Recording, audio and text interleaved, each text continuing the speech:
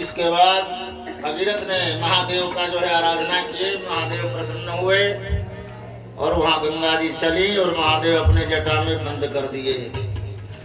वर्ष पर्यंत गंग महारानी रही शंभु के जटा भुलाने। इसके बाद जो है फिर तपस्या की भगीरथ ने, तो एक बूंद छोड़ा है, एक बूंद में गंगा जो है तीनों लोक में गई। एक बूंद में ही तीनों लोक को, स्वर्ग पृथ्वी और पाताल तीनों लोक में चली गई। भगीरथ जो है आगे आगे चलना शुरू किए, गंगा जी पीछे पीछे चलती गई और बहुत तेजी से पहुंचे।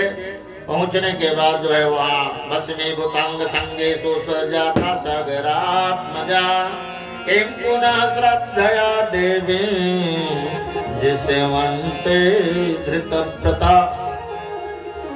भगीरथ जब गंगा जी को ले गई कपिल मुनि के आश्रम पर, 60,000 पुत्र जलकर राख हुए थे, सभी जो है मुक्त हो गए। और भगीरथ की जय हो, भगीरथ की जय हो, गंगा की जय हो करते हुए चले गए। इधर जो है भगीरथ फिर अपने घर आया। भगीरथ का पुत्र जो है श्रुत था, श्रुत को राजगद्दी दे करके भगीरथ तपस्या करने चले गए। श्रुत का नाभ हुआ और नाभ पूर्वोक्त नाभ से भिन्न है। नाभ का पुत्र सिंधु द्वीप से, सिंधु द्वीप का अयुतासु, अयुतायु के पुत्र का नाम था ऋतुपर्ण। वह नल का मित्र था, उसने नल को पासा फेंकने की विद्या रहस्य बतलाया और बदले में उनसे अश्व विद्या सीखी। ऋतुपर्ण का पुत्र सर्वकाम हुआ। हे परीक्षित, सर्वकाम के पुत्र का नाम सुदास, सुदास के पुत्र का नाम सौदास हुआ। सौदास को जो है ब्रह्म ऋषि वशिष्ठ ने श्राप दे दिया, तुम जो है इसी शरीर से राक्षस हो जाओ, तुम्हारे शरीर जो है चमड़ा मोटा मोटा हो जाए, कोई तुम्हें पहचाने नहीं, हाथी के चमड़े जैसा उसका मोटा चमड़ा हो गया।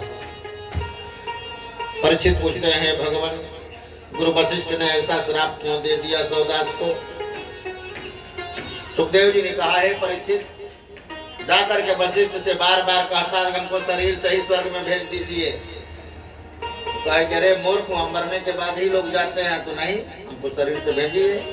तब वह जो है जिद पर अड़ा, इसीलिए वो श्राप दे दिया। वो लगा बन बन घूमने। अब उसका जो है भेंट होता है विश्वामित्र जी से।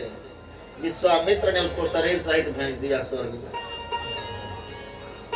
जब वहां से देवता लोग गिराए तो नया स्वर्ग की रचना शुरू कर दी।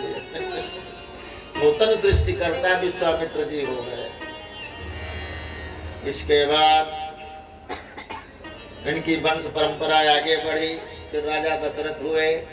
राजा दशरथ संतानहीन थे, उनको भी संतान नहीं थी। श्री सुकौवाच खट्वांगा दीर्घबाहु रघुस्तस्माद् पृथुस्रवा अजस्ततो महाराज तस्माद् दशरथो भवत्। खट्वांग के पुत्र दीर्घबाहु, दीर्घबाहु के परम यशस्वी पुत्र रघु हुए, रघु से अज हुए और अज के ही पुत्र महाराज दशरथ हुए। इन्होंने जाकर के गुरु वशिष्ठ से कहा, कहने के बाद जो है कहे कि ठीक है, श्रृंग ऋषि को बुलाया जाए, पुत्रस्ती यज्ञ हो। इसके बाद पुत्रस्ती यज्ञ हुआ। उस यज्ञ से खीर मिला, खीर जो है दिया गया तीनों रानियों को।